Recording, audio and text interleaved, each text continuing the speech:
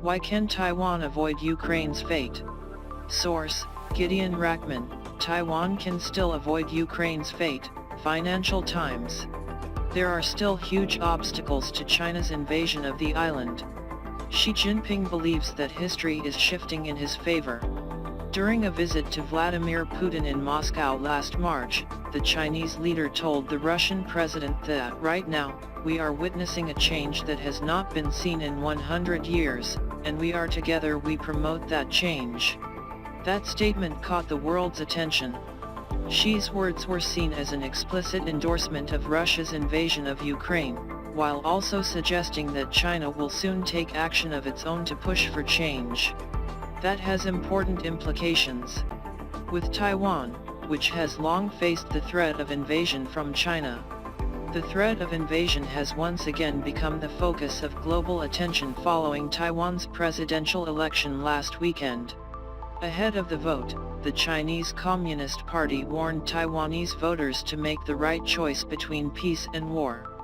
But Taiwan may have made the wrong choice in Beijing's view, voting for Lai Thanh Duc of the Democratic Progressive Party, DPP, whom Beijing views as a dangerous separatist. There are some clear similarities between Taiwan's and Ukraine's pre-2022 predicaments. The first point is that both Putin and Xi consider Ukraine and Taiwan, respectively, as territories that rightfully belong to their country. Putin's formal acceptance of an independent Ukraine is simply not sincere. And unifying Taiwan with the mainland is China's long-standing policy. The second point is that both Putin and Xi believe that Ukraine and Taiwan lack true autonomy, and are being used as tools of a hegemonic and aggressive United States. So taking back Ukraine/Taiwan would serve a dual purpose. It will complete Russia/China's historic mission.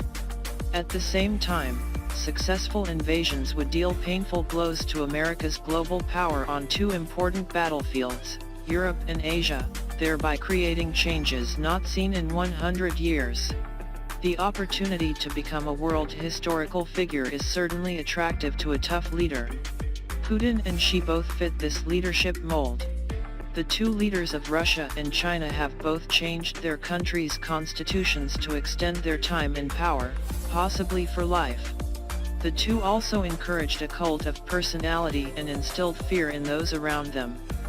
Putin often intimidates those closest to him in front of the cameras, and has imprisoned, killed, or driven his most dangerous opponents into exile. For his part, Xi has continuously carried out purges targeting China's top leadership. The longer they hold power, the more the two leaders tend to care about their position in history. A preoccupation with history led both leaders to focus on World War II.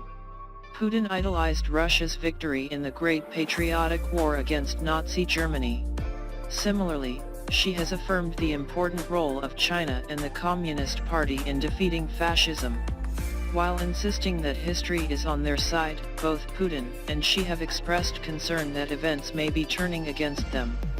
The Russian leader's decision to launch a full-scale invasion of Ukraine in 2022 may partly stem from concerns that Ukraine is gradually escaping Russia's control. If he doesn't act quickly, Putin risks becoming the Tsar who lost Ukraine. Clearly, the danger is that Xi will eventually come to the same conclusion about Taiwan. After 8 years under DPP President Tsai Ing-wen, China hopes this year's election will see a shift back to the pro-Beijing Kuomintang.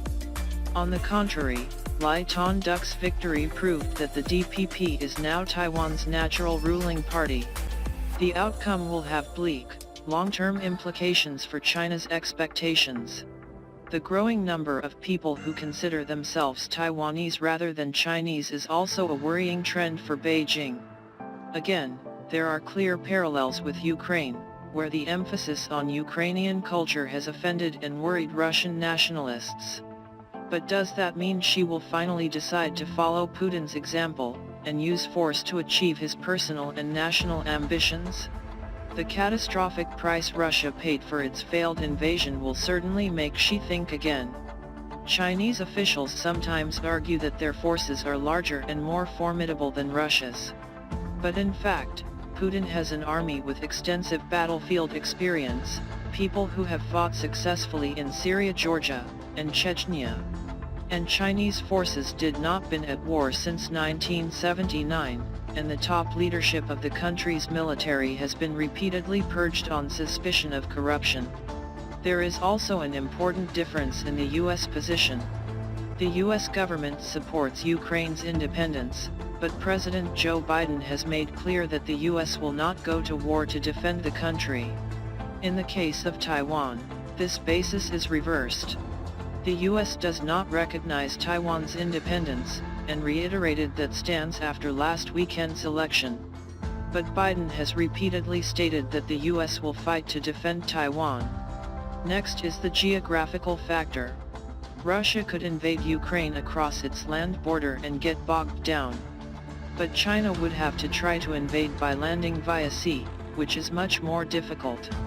However, the US side believes that Xi Jinping has ordered his forces to be ready to invade Taiwan in 2027. It is the duty of Taiwan and the US to ensure that, when that day comes, Xi will decide that invasion is still too risky. China's leader may never see the changes not seen in a century of which he dreams.